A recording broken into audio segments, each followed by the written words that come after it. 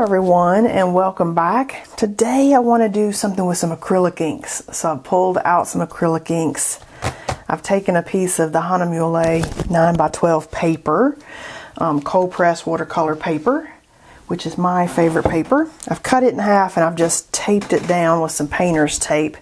And I want to do something kind of simplistic and abstract today, and so I think I'm going to put some water on here and drop ink into it and then just see what those do after it's kind of drying, and then we will maybe minimal mark making on top and just see what we can get. And I've pulled out just some of my favorite colors, the sepia. I may have to pull out a pipette if one of my pipettes doesn't work, so I've got some pipettes up here, and I've already shaken these up and I'm just clearing the little dauber out because they've been sitting in my closet for a bit.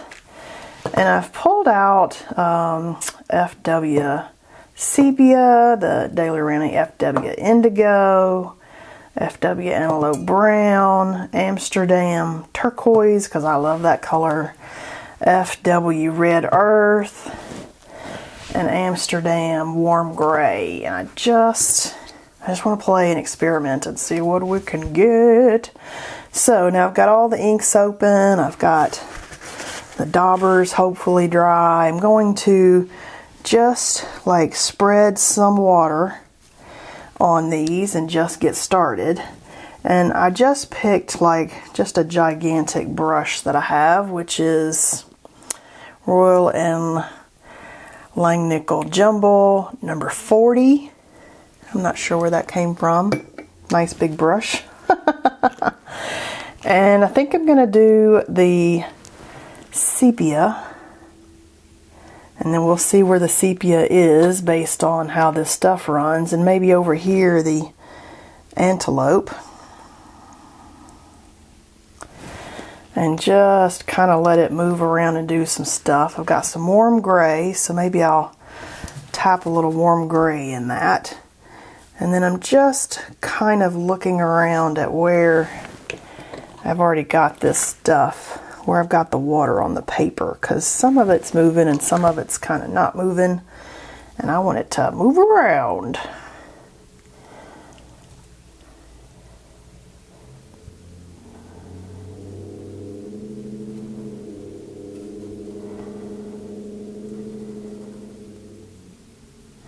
And then because I'm using the ink, we'll have to let this sit for a while to dry, but that's okay. Whoa, look at that. Whoa! Okay, I'm loving that. Now I'm thinking let's do something on the bottom half, and they're gonna kind of merge together, and that's okay. But we could even let that dry if you didn't want it to do that, but I'm kind of feeling it, so let's just do it. Rawr. A little bit of water down here. A little bit of water right there. And then I'm going to go in with some indigo. I might just let that dry now that's kind of doing its thing. In my mind, I wanted it to be separate entities, but that's okay.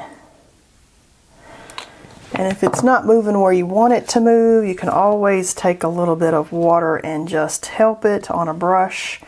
If you're thinking that you're wanting something to go a little further than it wanted to go, so we could always do that. Kind of want that to go up this way.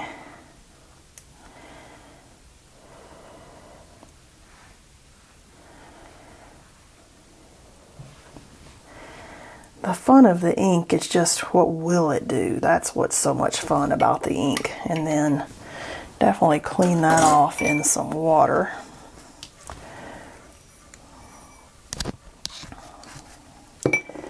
And I could keep on adding a little bit, maybe a drip here and there of this yummy turquoise, maybe a tiny bit of this red earth.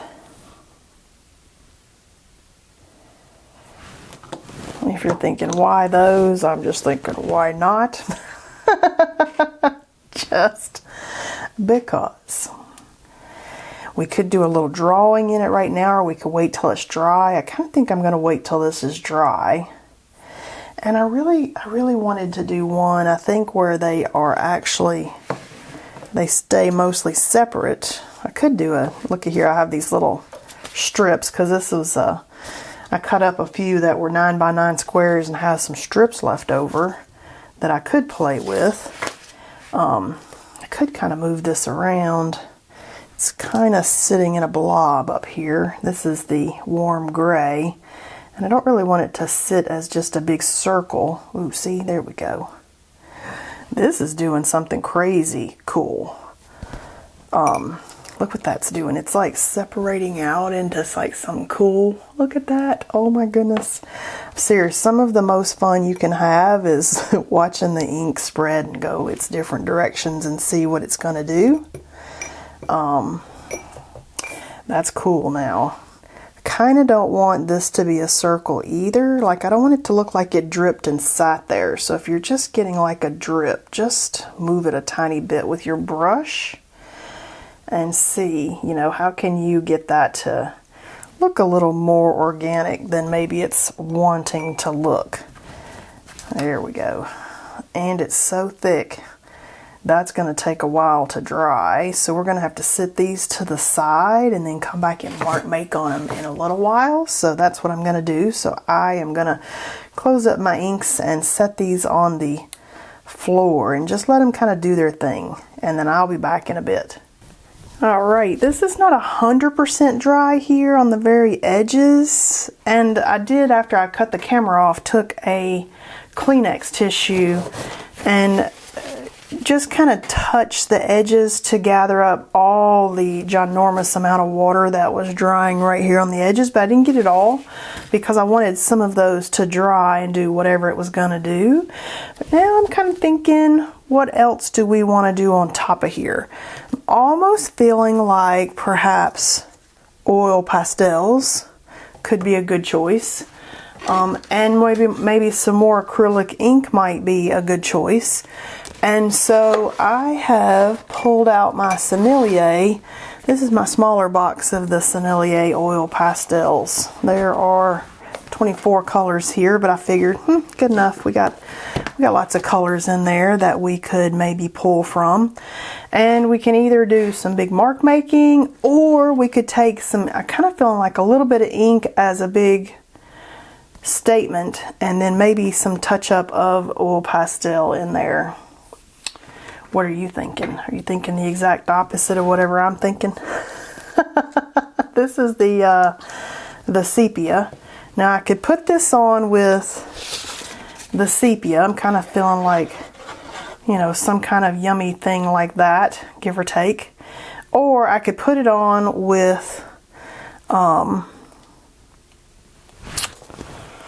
like a bamboo brush. Like, we could dip it and then, ooh, what do you think about that? Oh, I'm kind of feeling that, but it doesn't stay as strong as we go up. But I did like this part right here. So now we have wet ink that I'll definitely get everywhere.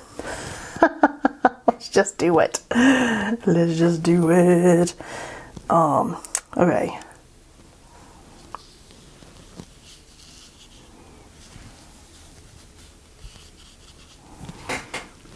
Okay, I like everything, but I think that this kind of didn't have anywhere that it was going. Oh, look at that. Look at that. Okay, that's super fun. Okay, I like that enough that I'm just going to be brave and go over here and do something with it.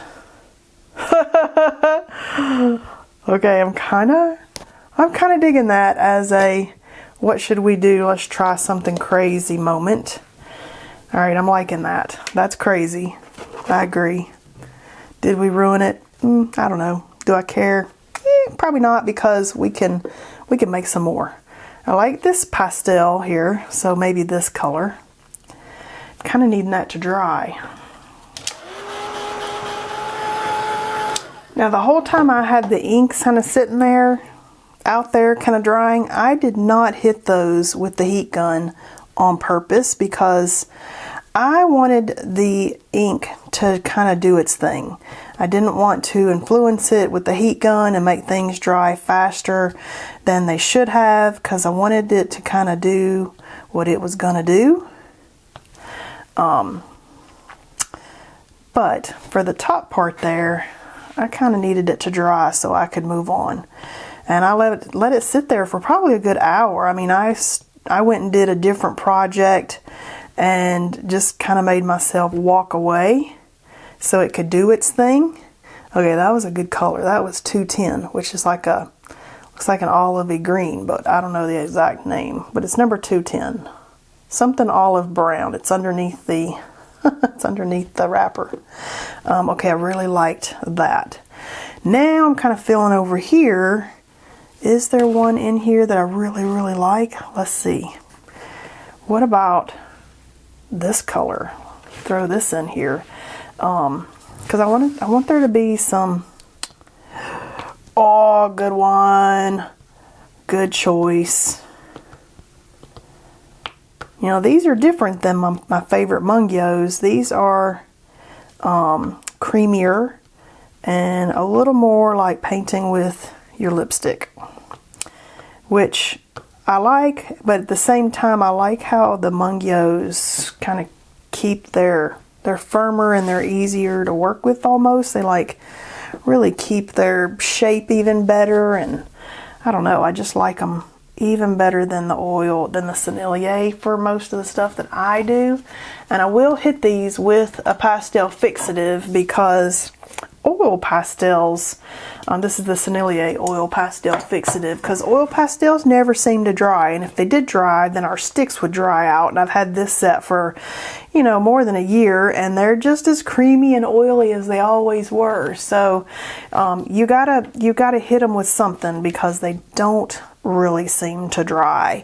Now I'm almost wanting, and if I were going to do soft pastel and oil pastel, which is exactly what I'm going to do right now, I just got to get to it, then I would probably do the oil pastel on top of these. So it's been a while since I've had the soft pastels out, but I like how vivid the color is. I feel like I can definitely add to what we've got going on here.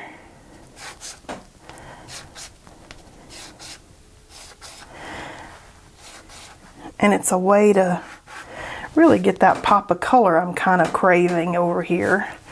And that's perfect. I love that a little bit there. These are the Sennelier half sticks of soft pastels.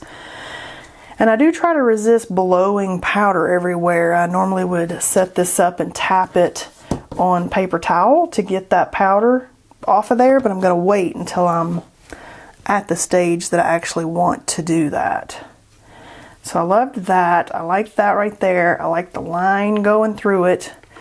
What do I like over here? Maybe this, well, it's kind of the same color though. I kind of wanted to be contrasty. I do like that blue that I just used though. So I could go ahead and use that. But do I want to do the exact same thing? Or maybe I just want some little, oh yeah, let's do that. Ha ha ha ha.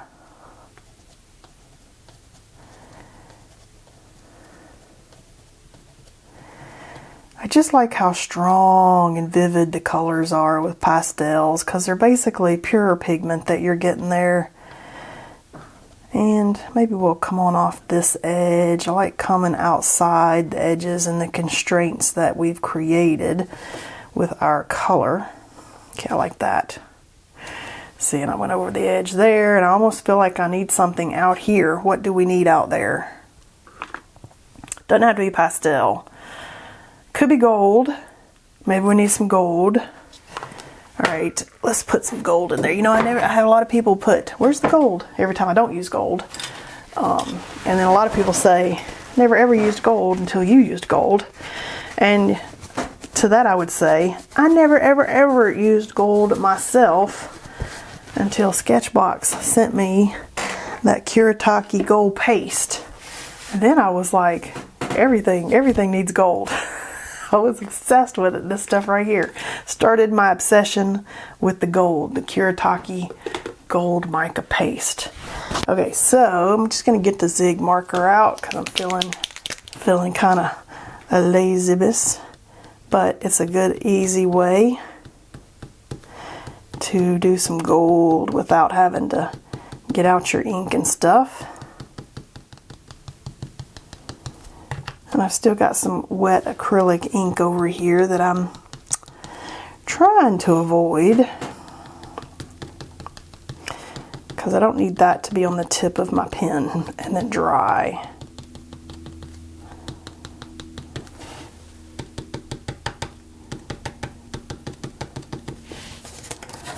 And then if we tip that, we can kind of see that shine in there. Just a little bit of shine, a little bit of shine in there like that. Maybe we'll get some down here.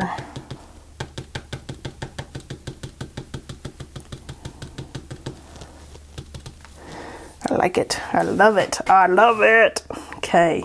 Now this, do I need any going outside? I felt like this did to even the composition out a little bit. And of course you could always trim your paper, but just saying.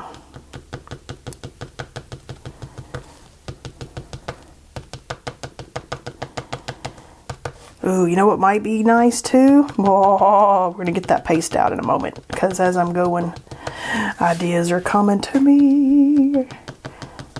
Sometimes you just gotta work and let the ideas flow as you work. But I feel like this is what it needs. Okay, we're gonna get the paste out. And I got a little piece of deli paper. Might not be able to get it out here. Let's see. Oh yes, okay, good enough. It is, it's been sitting there a while. You don't see me get it out as often as I used to, because I got so many other fun options. Got a little palette knife. And I'm thinking that right through here, we'd have some gold. Some gold. Oh yeah. Oh yeah. Oh, that's what I wanted right there. Look at that. Oh, just that yumminess right there in the middle.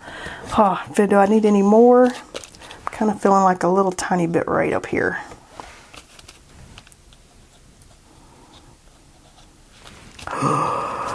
That is so beautiful. Okay, I'm feeling it right over here.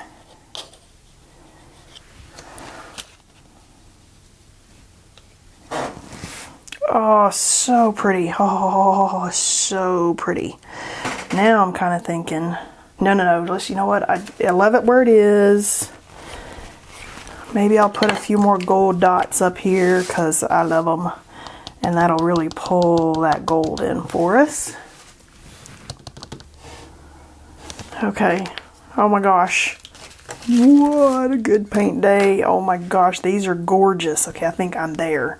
I feel like I'm there. I like the textures, I like the layer, I like the pop of the darkness and the little bit of ink that I did. I'm feeling like we are there today. Oh, these are so exciting. This is a good paint day, guys. Good paint day. So just keep on adding layers. If you get to a point you're like, I don't know if I'm done yet, it's not exciting enough yet, add some more layers. Add some texture. Add some things that pop off that paper in different ways. Oh, these are so good. And then we could totally decal the edges if we wanted to. Let's look at this in other directions. I was wondering if I was going to like it better that way, but I don't. I like it that way. Let's see what we got going here. Okay, I do. I like them better. 9 times out of 10, I usually like them the way I painted them. And then I would sign them right here in the bottom corner so that these did not get framed the wrong way. But check it out. Check it out. I hope you guys enjoyed experimenting with me today and playing with acrylic inks and some pastel and some gold and just seeing where we could go today. And I'll see you guys next time.